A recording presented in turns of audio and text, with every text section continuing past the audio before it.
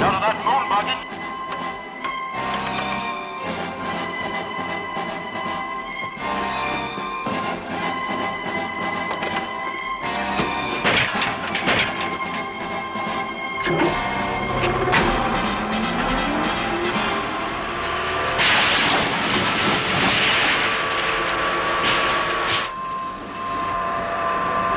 Sean Connery wasn't lured to Vegas for his one-liners or show tunes, but he took a then-record salary to reprise the role of James Bond one last time. It's too bad the resultant effort of 1971's Diamonds Are Forever feels less like a triumphant return and more like a cheesed-up cabaret caricature of Bond.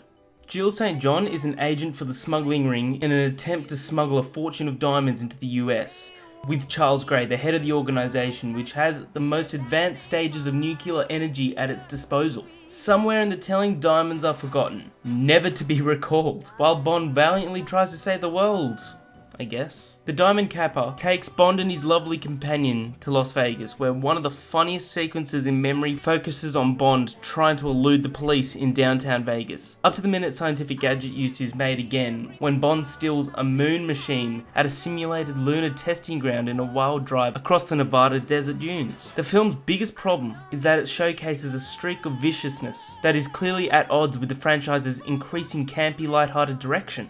With charisma and ease with the role aside, Connery's return is blighted by the rapid aging that has afflicted his career midsection before the 80s world's sexiest pensioner resurrection. No longer the major presence of the 1960s, he's more the weary lounge lizard here.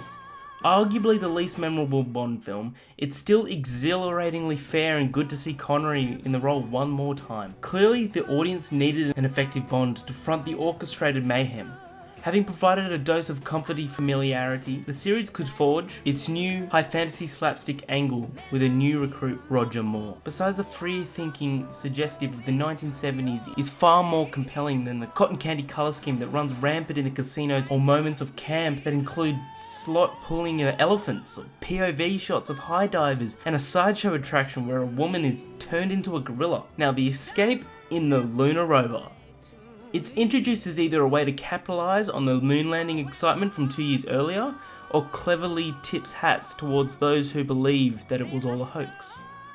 Still looks dumb. And then there's Bambi and Thumper, the two bodyguards, which Bond dealt with in the most brutal beatdown since Objob. In all, it's a fairly sad send-off for the man whose face instantaneously flickers to the mind as James Bond. In this case, the appeal of Diamonds Are Forever is fleeting, but in the clarity of cut of Dr. No, From Russia With Love, Goldfinger, and You Only Live Twice, Connery's Bond will live on forever.